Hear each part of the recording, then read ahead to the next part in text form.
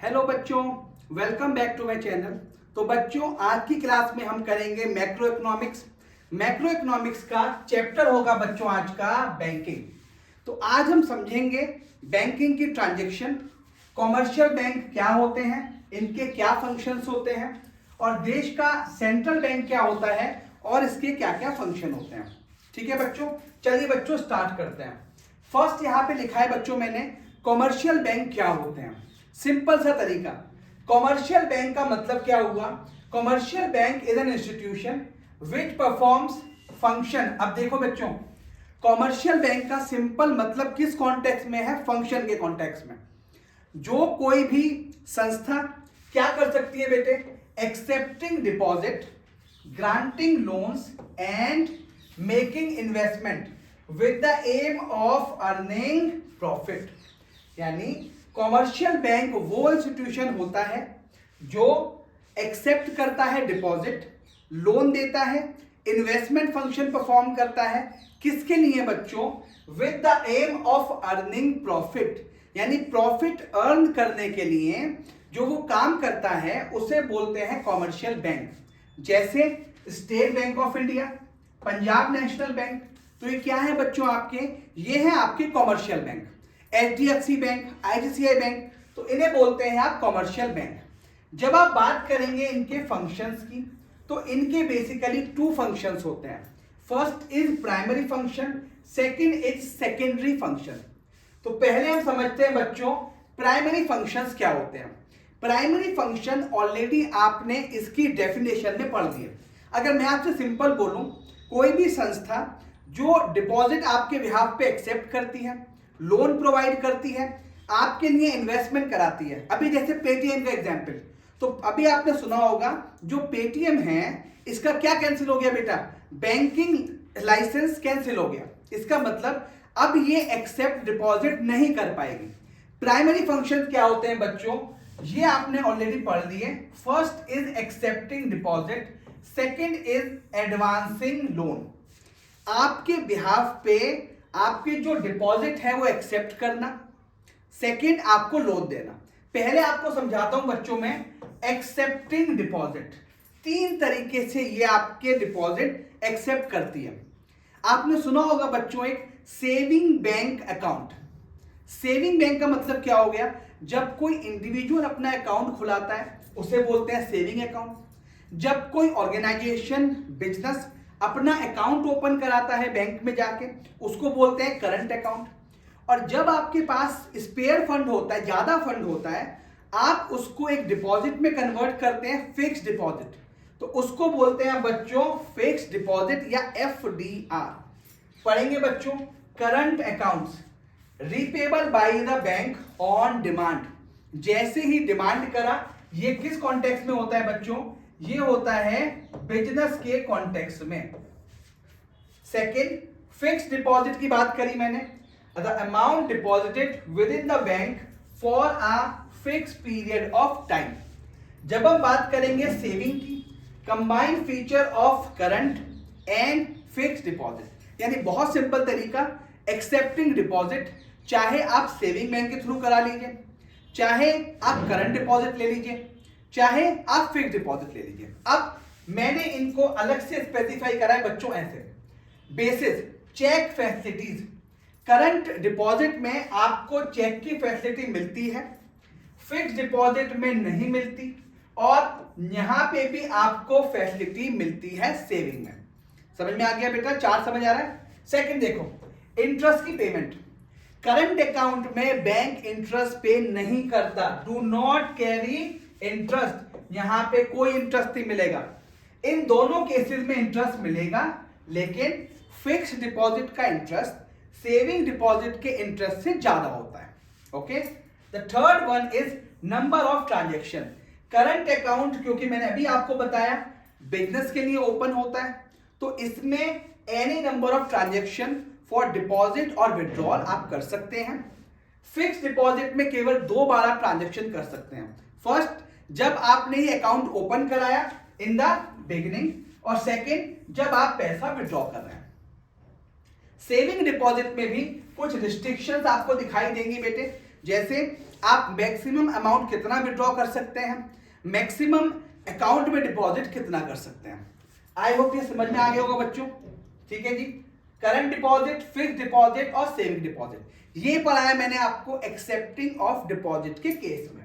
Second point क्या है बच्चों, सेकंड पॉइंट है आपका एडवांसिंग ऑफ लोन्स, यानी जो स्पेयर फंड होता है बैंक के पास, जो आपने डिपॉजिट कराया, उसको गवर्नमेंट क्या, उसको बैंक क्या करता है, आपको लोन प्रोवाइड करता है। देखेंगे advancing loan is a financial services that involves, first देखो बच्चों, lending money to individual or business with the expectation that borrowed fund will be repaid, और क्या मिलेगा बच्चों, आपको इंटरेस्ट मिलेगा। यानी किसकी बात कर रहा है, ये बात कर रहा है अपने इनकम की। अब कैसे कैसे आप लोन प्रोवाइड करते हैं, यानी मेरे समझ आ गया कि बैंक का काम क्या होता है, बैंक का काम हुआ आपसे डिपॉजिट लेना। सेकंड बैंक का काम क्या है कि आपको लोन एडवांस करना, लोन पे करना, है ना। अब कैसे कैसे वो लोन देता है वो देखिए। फर्स्ट तरीका है बच्चों कैश क्रेडिट, कैश क्रेडिट और ओवरड्राफ्ट फैसिलिटीज। अभी हम दोनों को अलग अलग पढ़ेंगे। कैश क्रेडिट का मतलब हुआ कि भाई साहब आपसे कोई सिक्योरिटी ली, करंट एसेट्स, कौन से सिक्योरिटी बच्चों, current assets like shares, bond, stock, और इनके ऊपर आपको एक फैसिलिटी देती कैश क्रेडिट कि आप इसको यूज कर सकते हैं। सेकंड तरीका बच्चों, सेकंड तरीका इज डिमांड लोन। जैसे ही बैंक डिमांड करेगा आपको वो लोन पे करना पड़ेगा। क्या लिखा हुआ है, the loan which can be recalled on demand by bank at any time. And third one is short term loan. ये क्या हो गया बच्चों, ये आपको पर्सनल लोन दे दिए given against the collateral security. What is collateral, कि आपसे कुछ मॉर्गेज करा लिया, कुछ कोलेटरल सिक्योरिटी रखवा ली। आई होप क्लियर होगा। तो एडवांसिंग ऑफ लोन का मतलब क्या हुआ, जो डिपॉजिट मिला उसको अब लोन के रूप में देना। तीन तरीके से दे रहा है बच्चों यहाँ पे, कैश क्रेडिट। कैश क्रेडिट का मतलब क्या हुआ, आपके करंट एसेट गिरवी रखे, चाहे बॉन्ड हो, शेयर्स हो या फिर आपका स्टॉक हो। सेकेंड डिमांड लोन्स, जैसे ही बैंक रिकॉल करेगा आपको पे करना पड़ेगा। And last one is term, short term loan. इसका मतलब शॉर्ट पीरियड के लिए कोलेटरल सिक्योरिटी लेके आपको लोन प्रोवाइड कराते हैं। आई होप प्राइमरी फंक्शन क्लियर, लिख के आ जाओगे एग्जाम में। अब करते हैं बच्चों सेकेंडरी फंक्शन। सेकेंडरी फंक्शन में फर्स्ट फंक्शन है बच्चों ओवरड्राफ्ट फैसिलिटीज। ये कुछ कुछ आपको लगेगा कैश क्रेडिट की तरह। पढ़ते हैं, the customer is allowed to overdraw, यानी ज्यादा अमाउंट वो विड्रॉ कर सकता है। ये किसके लिए होते हैं बच्चों, reliable customers for short period, no security. अगर बैंक आपसे कोई सिक्योरिटी नहीं ले रहा, इसका मतलब केवल उन्हीं रेस्पेक्टेड या रिलायबल कस्टमर को पैसा देगा जिससे उसे लगता है कि ये आराम से या फिर बिना सिरदर्दी के मुझे पैसा लौटा देंगे। इस कॉल ओवरड्राफ्ट फैसिलिटीज। कोई पूछे सर ओवरड्राफ्ट फैसिलिटी और कैश क्रेडिट में क्या अंतर होता है। कैश क्रेडिट में क्या होता है बच्चे, करंट अकाउंट या करंट एसेट जो होते हैं उन्हें गिरवी रखकर बैंक आपको पैसा देता है। वहीं ओवरड्राफ्ट फैसिलिटी में कोई सिक्योरिटी आपसे नहीं ली जाती। Second one discounting bill of exchange. जिन बच्चों के पास 11th क्लास या जो अकाउंट्स के बच्चे हैं उनको तो समझ आ जाएगा। डिस्काउंटिंग मतलब आपको कोई सिंपल समझाऊंगा अगर आपको मैं, कि अगर आपको मैंने एक बिल दे दिया और बिल दिया कि बोला आपको, इस बोलते हैं बिल ऑफ एक्सचेंज, कि आपको मैं 10 दिन के बाद या 2 महीने के बाद पैसों की पेमेंट करूंगा। अगर आपके पास अर्जेंट पैसों की जरूरत पड़ गई तो आप जाइए उस बिल को बैंक को दे दीजिए। बैंक से बोलिए कि भाई 2 महीने बाद आपको पेमेंट मैं दूंगा या मेरे से पेमेंट मिलेगी आपको, और आप मुझे अभी पैसे दे दीजिए। Is called discounting bill of exchange, facility in which holder of bills of exchange can get the bill discounted with the bank before maturity. ठीक है जी। Third one is agency function, यानी बैंक कुछ बच्चों आपके एजेंसी के काम करती है, कुछ एडिशनल चार्ज लेती है आपसे और आपको सर्विसेज प्रोवाइड करती है। जैसे ट्रांसफर ऑफ फंड, क्या होता है बच्चों, इसे आपने पढ़ा होगा बेटा कभी निफ्ट, या पढ़ा होगा आपने आरटीजीएस, तो आपके बिहाफ पे वो करती है। या कभी कभी बैंक ड्राफ्ट बनाती है। सेकंड बच्चों, payment of various item. Various item मतलब कि आपके बिहाफ पे चेक एक्सेप्ट करती है, आपके बिहाफ पे कोई ईसीएस की पेमेंट करती है। Third, foreign exchange. अगर आपको कभी कहा जाना पड़े बेटे, फॉरेन जाना पड़े, तो आपको जरूरत पड़ेगी एक्सचेंज की, यानी उस करेंसी की, तो आप बैंक से वो एक्सचेंज करा सकते हैं। Next, securities. सिक्योरिटीज में बच्चों म्यूचुअल फंड की बात करूं अगर मैं, तो बैंक के थ्रू आप म्यूचुअल फंड खरीद सकते हैं, इंश्योरेंस खरीद सकते हैं। अगला, इनकम टैक्स कंसल्टेंसी, कि आपको अपने रिटर्न्स कैसे फाइल करनी चाहिए, ये आपको बैंक बता सकता है। आपको कहां कहां पे 80C का बेनिफिट मिलेगा, डिडक्शंस मिलेंगे। नेक्स्ट, ट्रस्टी एंड एग्जीक्यूटर, यानी जो आपकी स्टेट है, स्टेट मतलब जो आपकी संपत्ति है, आपके बिहाफ पे आपकी ट्रस्टी बन सकती है, और जिसको आपने ये आप देना चाहते हो उसके लिए एग्जीक्यूटर बन सकती है। Last is letter of reference. Letter of reference का मतलब हो गया कि वो क्लाइंट के बारे में एक लेटर इशू कर सकती है, उसके इकोनॉमिक पोजीशन और इंफॉर्मेशन के बारे में। तो अगर मैं आपसे पूछूं कि what are the primary and secondary function, तो बहुत अगर से रैपअप करते हैं, तो प्राइमरी फंक्शन का मतलब क्या हो गया, डिपॉजिट एक्सेप्ट करें और लोन को दे दें, सिर्फ ये फंक्शन है। जब हम बात करेंगे सेकेंडरी फंक्शन की, तो यहां पे क्या करा उसने, यहां पे आपको फैसिलिटी दी बच्चों ओवरड्राफ्ट की, यहां पे बिल डिस्काउंट कराया, और आपके लिए कुछ एजेंसी के फंक्शन परफॉर्म करें। सिक्योरिटी एक्सचेंज, आप सिक्योरिटी परचेज कर सकते हैं, फॉरेन एक्सचेंज परचेज कर सकते हैं, तो ये सारे के सारे आपके एजेंसीज फंक्शन है। ठीक है बच्चों। नेक्स्ट बच्चों, journal utility function, that means secondary function में अगला क्या हो गया बच्चों, जर्नल यूटिलिटी फंक्शन। क्या क्या देते हैं जर्नल यूटिलिटी आपको, फर्स्ट, लॉकर फैसिलिटीज। बैंक में आपको दिखा भी होगा, जब आपने देखा होगा, लॉकर फैसिलिटी अवेलेबल। बैंक आपको छोटा लॉकर दे देती है, जिससे जितने भी आप प्रीशियस आइटम है अपने, आप वहां जाके रख सकते हैं लॉक में। ठीक है जी। Second, travellers cheque. जब आप कहीं बाहर घूमने जा रहे हैं और आपको कोई कैश कैरी नहीं करना, कोई कार्ड कैरी नहीं करना, तो बैंक आपको फैसिलिटी देता है ट्रेवलर्स चेक की। आप जाइए उस देश में, किसी भी बैंक में जाके और ट्रेवलर चेक्स दीजिए, आपको वहां की करेंसी मिल जाएगी। Third, letter of credit. Letter of credit is required in the case of import.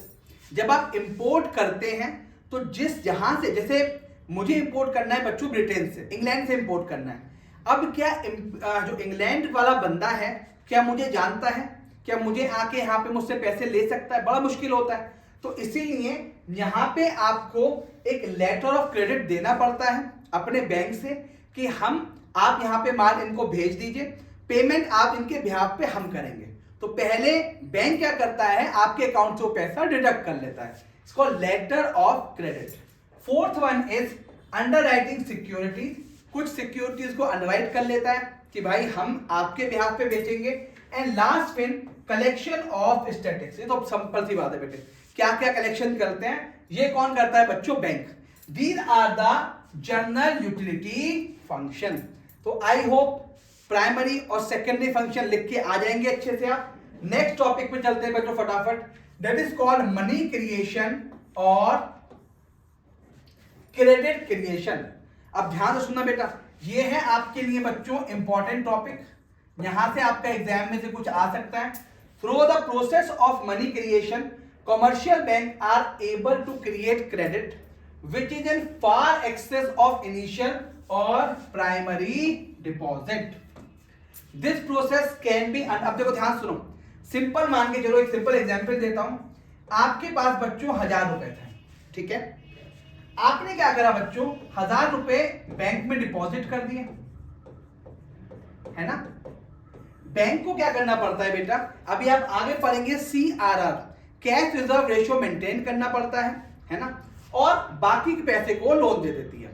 अब वो कह रहा है बच्चों कि जो ये 1000 रुपए थे, अगर 1000 रुपए को क्रेडिट क्रिएशन करना है, तो उसके दो अजम्पशन होते हैं। पहला, the entire commercial banking system is as one, the entire commercial banking system is one unit, यानी बहुत सारे बैंक हैं, HDFC bank, SBI bank, PNB bank, हमें कुछ नहीं सोचना।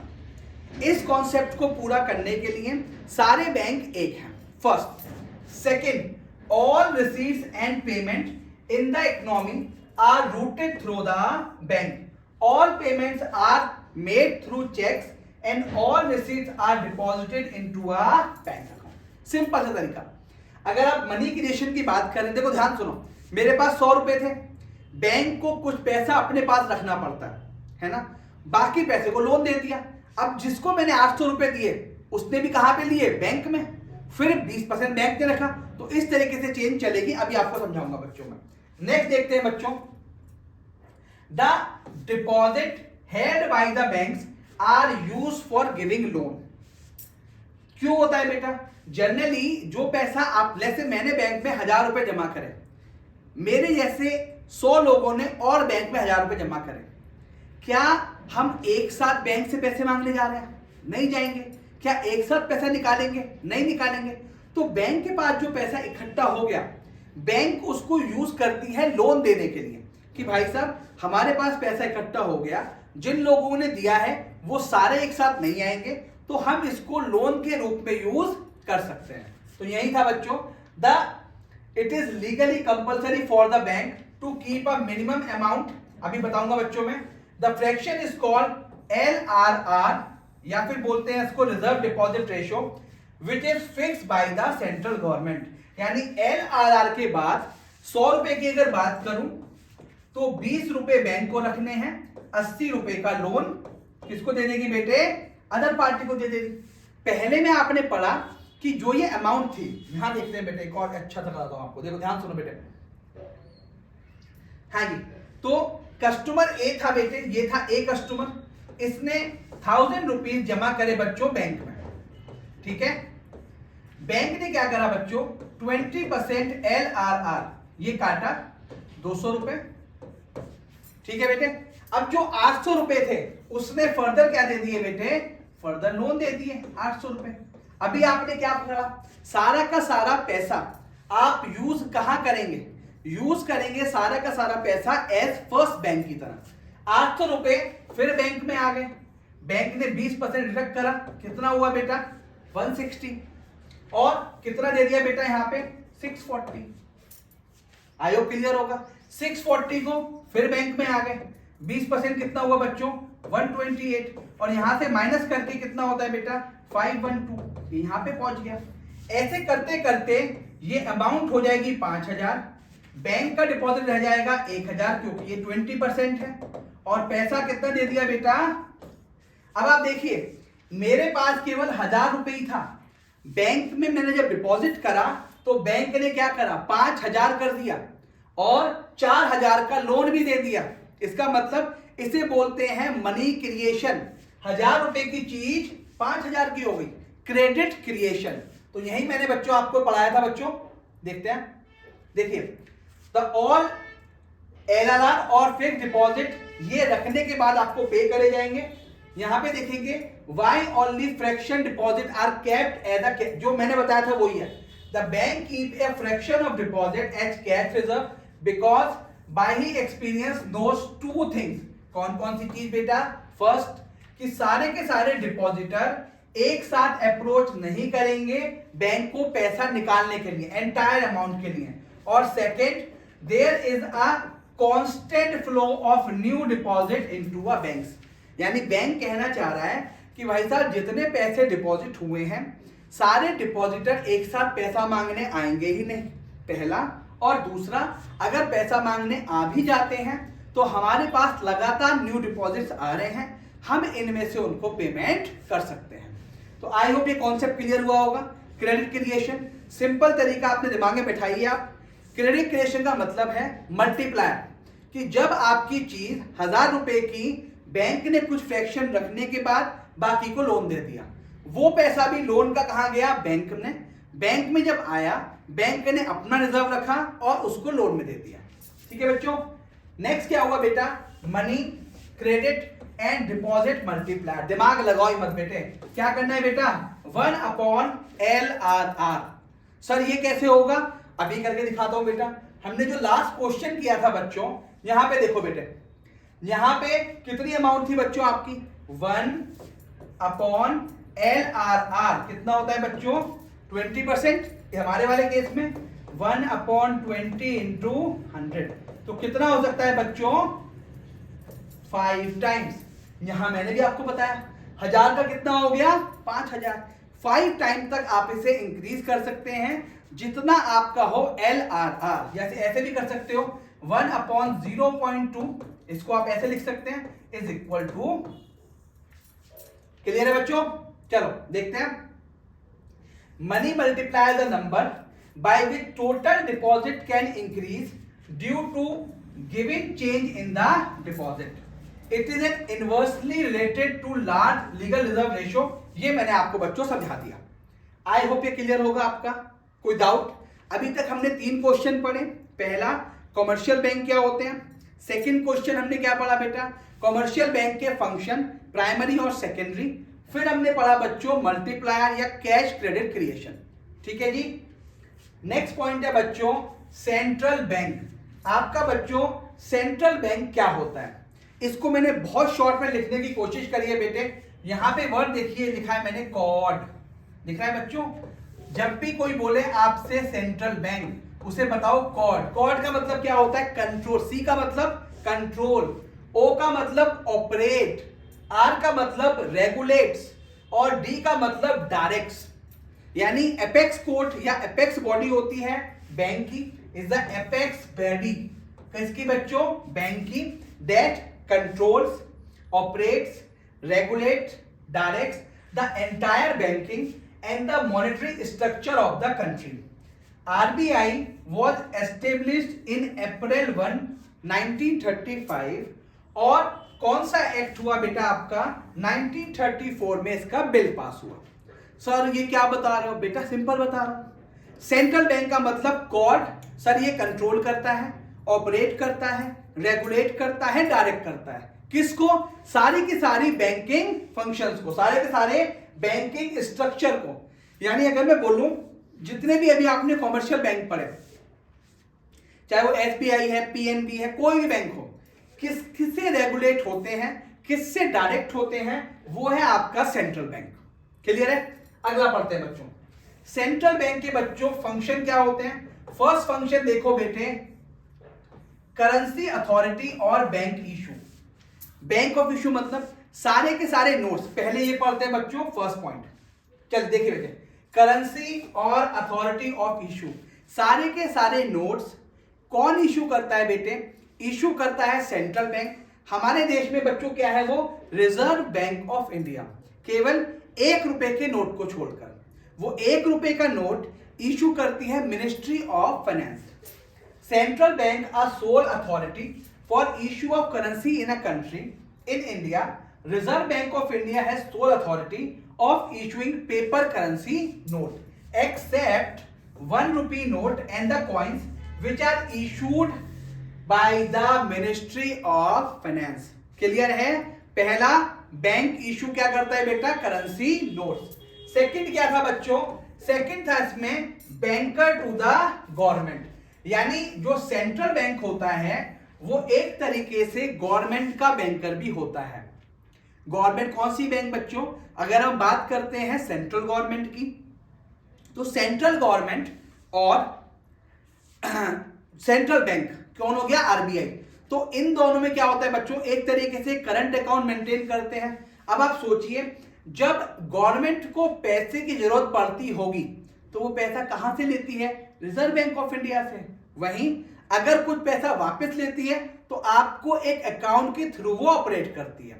ठीक है जी पढ़ेंगे the Reserve bank of India as a banker agent and financial adviser to the central government and all the state government. पहला इट कैरीज आउट द देखो ध्यान सुनो all banking business. Second it maintain अभी बताया भाई साहब आप किसी से भी उधार पे माल लेते हो देते हो उसका अकाउंट मेंटेन करते हो यही सेंट्रल गवर्नमेंट कर रहा है यही सेंट्रल बैंक कर रहा है कि भाई साहब हम जो भी लेन देन करेंगे एक करंट अकाउंट के थ्रू करेंगे। अगला ये सारे के सारे रिसीट और मेक करती है पेमेंट गवर्नमेंट को कोई भी रेमिटेंस करती है और बैंकिंग ऑपरेशन के थ्रू। ठीक है जी। It also give loan and advances to the government. ठीक है। सेलिंग ट्रेजरी बिल्स भी भेजती है, किसको बेटे? As an agent. यानी बहुत सिंपल अगर आपको बताऊं कि इसका काम क्या होता है सेंट्रल बैंक का, central bank banker to the government है। कोई भी लेन देन अगर करना है, रिसीट पेमेंट करना है गवर्नमेंट को, तो वो करेगी करंट अकाउंट के थ्रू, ठीक है बेटे। और सारे के सारे बैंकिंग बिजनेस भी। आयो क्लियर होगा। थर्ड पॉइंट क्या होता है बच्चों? Third point is bankers bank and supervisor, यानी इसे बोलते हैं बैंकों का बैंक, ठीक है जी। अब देखेंगे बच्चों, there should be some agencies to regulate to supervise the banking function. वो क्या है बेटा हमारा? वो है हमारा आरबीआई। अब देखो आरबीआई क्या करता है, पहला काम सुनो। पहला है कस्टोडियन ऑफ कैश रिजर्व। दो तरीके के रिजर्व अभी आपको पढ़ाता हूं, पहले वो पढ़ाता हूं बच्चों। देखो चलो बच्चों, हाँ जी, कस्टोडियन ऑफ कैश रिजर्व।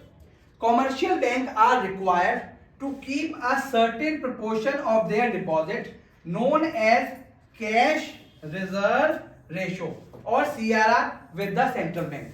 तो इसका मतलब जो हमारा कॉमर्शियल बैंक होता है उसका दो काम होते हैं। पहला अभी आपने पढ़ लिया LRR, अभी आप पढ़ के आए, यानी कुछ पैसा वो अपने पास रखता है जिसे बोलते हैं LRR, और कुछ पैसा उसको रखना पड़ता है सेंट्रल बैंक के पास जिसे बोलते हैं CRR, ठीक है जी।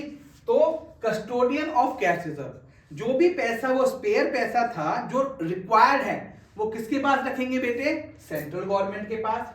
Second, lender of last resort, when commercial bank fail to meet their financial requirement from all sources, in case of financial emergency they approach the central bank to give the loans। समझ में आया बेटा? Banker का bank, banker का जो CRR था कौन रखेगा बच्चों? Central bank. बैंकों को लेंडर ऑफ लास्ट, जब बैंक कोई लोन नहीं दे पा रहे, कोई फाइनेंशियल इमरजेंसी पूरी नहीं कर पा रहे, तब भी आरबीआई करेगा उनके बिहाफ पे। और थर्ड है बच्चों क्लियरिंग हाउस। क्लियरिंग हाउस आपको पता है, अगर आप कोई भी चेक बैंक में लगाते हैं, आपका अकाउंट स्टेट बैंक में है, जिसने चेक दिया वो पंजाब नेशनल बैंक का चेक दिया, तो ये जितने भी चेक क्लियर करते हैं आपके अकाउंट में पहुंचाते हैं, वो पहुंचाता है किसके थ्रू बच्चों? रिजर्व बैंक ऑफ इंडिया के through. As a central bank hold the cash reserve of all the commercial bank, becomes easier and more convenient for it to act as their clearing house. All commercial bank have their accounts with the central bank. Done? चलिए जी, fourth and the last, controller of money supply and credit। पहले देखते हैं बच्चों ने कर क्या कर लिया, जरा फटाफट बताओ बेटे। देखो मैंने आपको समझा दिया बच्चों, करेंसी अथॉरिटी पता है आपको, banker to the bank government, bankers bank. अब हम पढ़ने बच्चों ये क्या लिखा हुआ है? Controller of money supply and credit, यानी मनी सप्लाई और क्रेडिट को क्या करता है बच्चों? वो कंट्रोल करता है। चलिए देखते हैं बच्चों, फटाफट पहुंचाता हूं आपको मैं अच्छे बच्चों की तरह। ये देखिए बच्चों, देखो कंट्रोलर यानी जितने भी मनी सप्लाई और क्रेडिट सप्लाई है उसको कंट्रोल कौन करता है बेटा? Reserve bank of India. First देखो बच्चों, जो एग्जाम में सीधा क्वेश्चन आ जाता है बच्चों, रेपो रेट जिसे बोलते हैं रीपर्चेज रेट। रेपो रेट का मतलब हुआ at rate at which the central bank of the company या central bank of a country lends money to the commercial bank to short term need। जब RBI state bank of India या Punjab national bank को loan provide करती है short term के लिए, उसे बोलते हैं repo rate. The rate at which central bank of a country RBI lends money to commercial bank to meet their short term needs। I hope ये पहला पॉइंट क्लियर है। अगला देखते हैं बच्चों,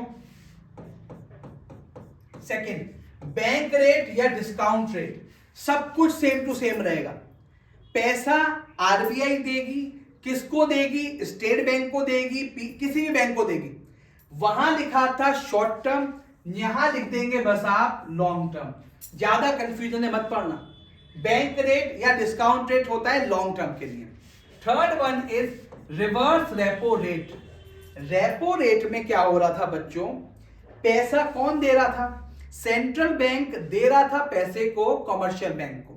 रिवर्स रेपो में जस्ट इसका उल्टा होगा। अब जो भी सरप्लस फंड्स बैंक के पास अवेलेबल होगा, जो बचा हुआ होगा, वो किसको देगी बच्चों, वो देगी सेंट्रल बैंक को। हाँ जी, this is the exact opposite of repo rate. क्या लिखा हुआ है, exact opposite. Reverse repo rate is a rate of interest at which, अब देखो ध्यान से देखो उल्टा हो गया, commercial bank can deposit their surplus fund with the central bank for a shorter period of time. Sir ये बात समझ में आ गई, चाहे रेपो रेट हो चाहे रिवर्स रेपो रेट हो, यहां पे आप शॉर्ट टर्म के लिए पैसा देते हैं। जब आप बात करते हैं बैंक रेट की, ये लॉन्ग टर्म की बात करता है। ठीक है जी, चलिए फोर्थ पॉइंट क्या है बच्चों, फोर्थ पॉइंट है बच्चों यहां पे ओपन मार्केट ऑपरेशन।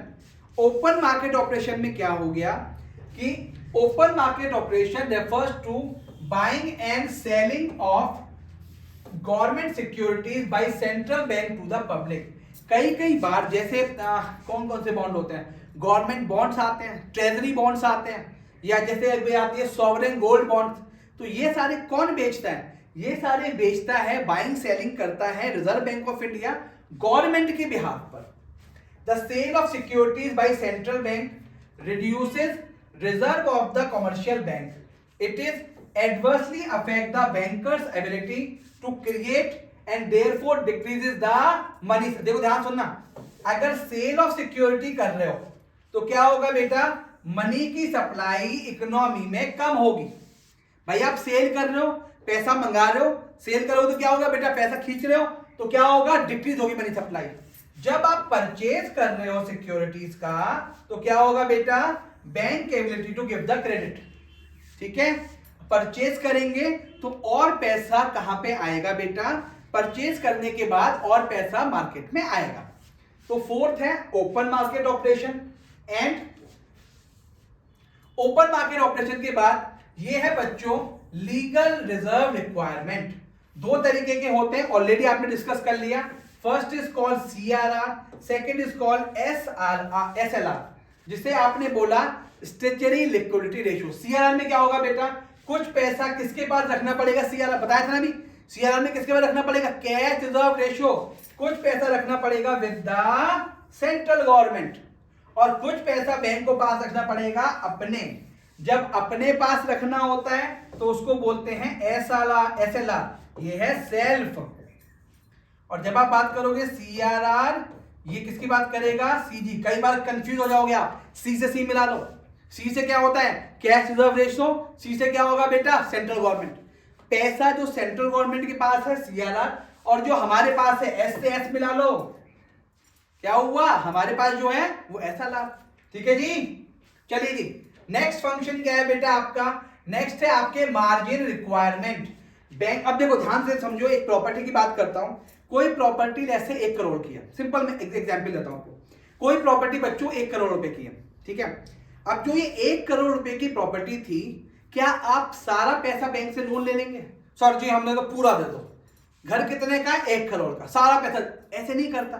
कुछ पैसा आपको लेके आना पड़ता है मार्जिन, कि भाई साहब 10, जैसे मैं सिंपल बात करता हूं 10%, कि कम से कम 10 लाख रुपए आपके पास होना चाहिए, तभी बैंक आपको लोन देगी। सेम है margin requirement. Margin is the difference between the amount of loan, हमारे केस में कितना था बच्चों, ये कितना हुआ बच्चों, 1 crore, market value of the security, जैसे ये है बच्चों 1.5 करोड़। तो अगर किसी सिक्योरिटी की वैल्यू कितनी है, 1.5 करोड़, लोन हुआ 1 करोड़, तो 50 लाख क्या हो गया बेटा, हमारा लोन हो गया, या 50 लाख मार्जिन हो गया। मेरे वाले केस में बेटा 90 लाख रुपए लोन हुआ और 1 करोड़ की प्रॉपर्टी थी, तो 10 लाख क्या हो गया बेटा, 10 लाख मार्जिन हो गया। एन इंक्रीज इन मार्जिन, अगर आप मार्जिन ज्यादा कर दोगे, कहो लोगों से कि नहीं भाई साहब अब 10 नहीं, 10 की जगह अब आपको लाने हैं यहां पे कम से कम 40, तो क्या होगा बेटा, रिड्यूसिंग द, लोग लोन ही नहीं खरीदेंगे, कहेंगे भाई साहब पैसा ही नहीं है। अगला, a fall in the margin money increases the people to borrow more. समझ रहे हो बेटे? आज क्लियर हो गया होगा मार्जिन मनी से।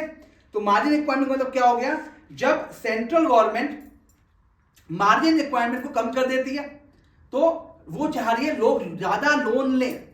जब मार्जिन को बड़ा कर रही है, कह रही है नहीं जी ज्यादा मार्जिन लेके आओ, तो चाह रही है लोग लोन कम लें। ठीक है जी।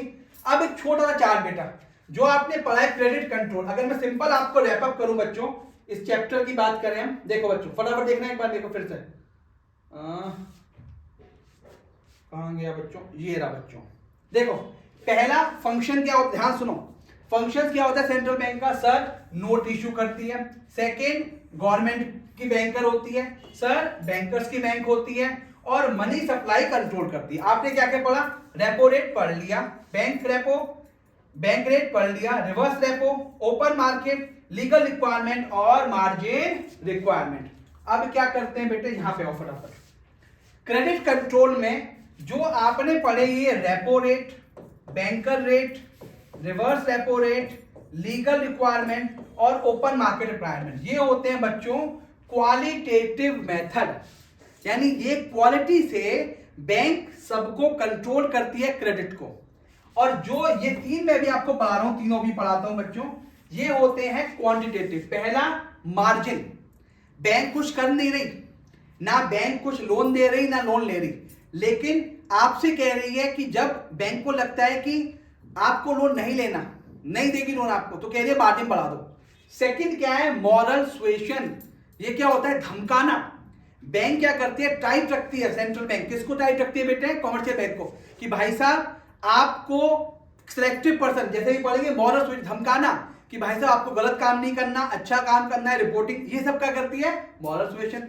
And last one is selective credit control, मतलब सेंट्रल बैंक को क्या करेगा बेटा, बताएगा कि आपको कुछ सिलेक्टेड लोगों को ही लोन देना है, अदरवाइज लोन नहीं देना। चलो बच्चों, and last one is difference, ये है आपका इंपॉर्टेंट बच्चों, डिफरेंस आता है, फटाफट करेंगे। What is the difference between central and commercial bank, फटाफट करो बेटा। सेंट्रल बैंक एपेक्स बॉडी है, ये परफॉर्म करती है डिपॉजिट लेना और लोन देना, this is the first difference. Second difference, ये होता है एपेक्स और ये काम अंदर किसके करता है, सेंट्रल बैंक के। थर्ड वन ओनरशिप, जनरली क्या होता है, ओन्ड बाय द गवर्नमेंट, ये गवर्नमेंट भी होता है और प्राइवेट भी होता है। Private bank HDFC bank, government bank state bank of India. Next objective, इसका ऑब्जेक्टिव प्रॉफिट मोटिव नहीं है, इसको तो हमने शुरू में बात ही करा डेफिनेशन में कि भाई साहब डिपॉजिट एक्सेप्ट करेगी, लोन प्रोवाइड करेगी for maximisation of profit. Fifth one is issue of currency monopoly, ये कर सकती है, ये नहीं कर सकती। पब्लिक डीलिंग, डायरेक्ट डीलिंग नहीं कर सकती, डायरेक्ट डीलिंग करती है कमर्शियल बैंक। क्या आप रिजर्व बैंक के पास जाते हो पैसे जमा कराने, हमारे जमा कर लो, नहीं जाते। Last one is number of bank, यहां पे केवल एक बैंक होता है, there are the number of commercial bank. Difference बता दिया आपको मैंने अच्छे से। Next is big thank you. ठीक है बच्चों, आपको ये चैप्टर मैंने अच्छे से कराया, कोशिश करी आपको समझ आए। एक बार फटाफट जाके इसका रिकैप लें।